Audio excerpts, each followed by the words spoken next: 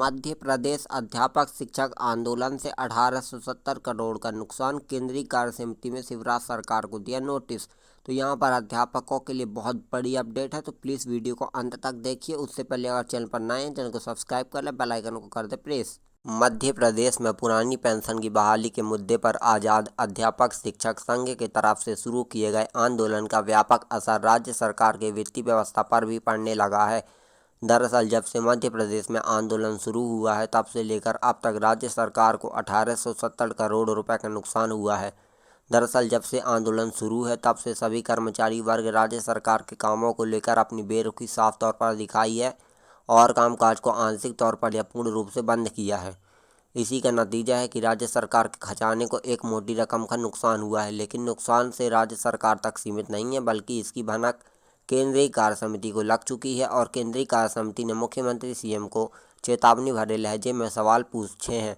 लेकिन सबसे पहले बताना आपके लिए ज़रूरी है कि केंद्रीय कार्य समिति ने आंदोलन शुरू होने के बाद जो रिपोर्ट शिवराज सरकार से तरफ से भेजी गई थी, उस पर घोर आपत्ति जताई है। दरअसल केंद्रीय कार्य समिति ने घोर आपत्ति जताई है। दरअसल केंद्रीय कार्य समिति ने अपने 56 पन्ने की रिपोर्ट में सीएम चौहान से पहले 3 पन्ने में उन प्रश्नों के जवाब मांगे हैं जिनके आधार पर कर्मचारियों के आंदोलन को लेकर के पूरी रूपरेखा और विवरण था। इसके बाद केंद्रीय कार्य समिति ने इसकी पूरी रिपोर्ट एक नोट लिखा है और नोट में मुख्यमंत्री सीएम को पूछा गया है कि जो आपने कर्मचारियों से बातचीत करके संवाद स्थापित किया और राज्य सरकार के प्रति अपनी जिम्मेदारियों को लेकर के बातों को दोहराया था, उन पर अब तक आपने क्या क्या प्रगति की है और जो कर्मचारियों के आंदोलन से राज्य सरकार को वित्तीय तौर पर घाटा हो रहा है, उसकी भरपाई राज्य सरकार किस तरीके से करेगी।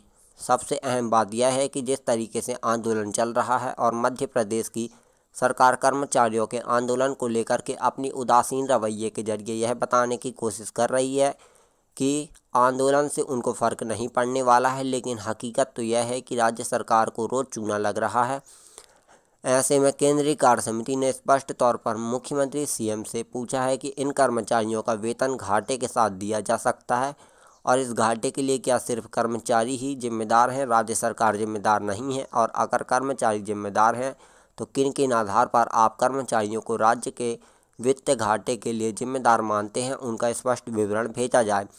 दरअसल मुख्यमंत्री सीएम इन कर्मचारियों के आंदोलन को तोड़ने के लिए जितने भी घटकर्म करते रहते हैं, वह सब कुछ आजमाया है, लेकिन कर्मचारियों के आंदोलन के आगे मुख्यमंत्री सीएम की एक न चली और अब यही मुख्य कारण मुख्यमंत्री सीएम चौहान एक बार फिर से घर पर आ गए हैं। और यह केंद्रीय कार्य समिति की चौथी बार ऐसी रिपोर्ट है जिसके बाद मुख्यमंत्री सीएम के ऊपर बार बार सवाल उठ रहे हैं, लेकिन सीएम चौहान हर बार उल जलूल बिना सिर पैर के जवाब देते हैं, जिसके नाते से केंद्रीय कार्य समिति उनको एक बार फिर फटकार लगाती है और वापस सवाल पूछती है। लेकिन सीएम कर्मचारियों के मुद्दों पर अपनी राय खुले तौर पर जाहिर नहीं करते हैं और यही कारण है कि कर्मचारियों और मुख्यमंत्री सीएम के बीच संवाद स्थापित है, जिसके लिए मुद्दे का समाधान निकाला जा सके। जिस तरीके से सीएम काम कर रहे हैं और कर्मचारियों का आंदोलन व्यापक तौर पर चल रहा है, उसके बाद मुख्यमंत्री सीएम इस आंदोलन को रोकने के लिए क्या करते हैं, क्योंकि जब तक मुख्यमंत्री सीएम आंदोलित कर्मचारियों को आंदोलन से रोकेंगे नहीं, यानी कि उनकी प्रमुख मांगों को नहीं मानेंगे, तब तक हालात सुधरने वाले नहीं हैं। क्योंकि कर्मचारी अनिश्चितकालीन आंदोलन में हैं और अनिश्चितकालीन आंदोलन का मतलब है कि राज्य सरकार को बार बार वित्तीय घाटा लगता रहेगा।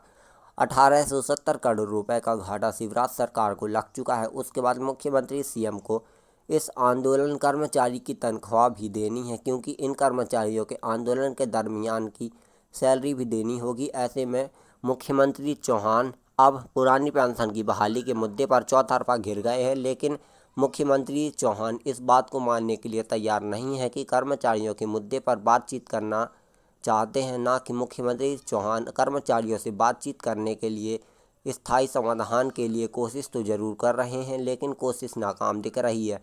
2 बार की कैबिनेट की बैठक के बाद मुख्यमंत्री चौहान ने फैसला किया था कि 2 या 3 सचिव स्तर के अधिकारियों का प्रतिनिधिमंडल बनाकर के कर्मचारियों से संवाद स्थापित किया जाएगा। लेकिन अभी तक मुख्यमंत्री चौहान ने वह भी नहीं किया। अब ऐसे में मुख्यमंत्री चौहान कर्मचारियों को खुश करने के लिए और राज्य के कोष को घाटे से बचाने के लिए क्या दांव चलते हैं, यह देखना दिलचस्प होगा। साथ ही मुख्यमंत्री सीएम शिवराज सिंह चौहान इस दांव पर कर्मचारी पर क्या फैसला लेते हैं, यह भी देखना दिलचस्प होगा।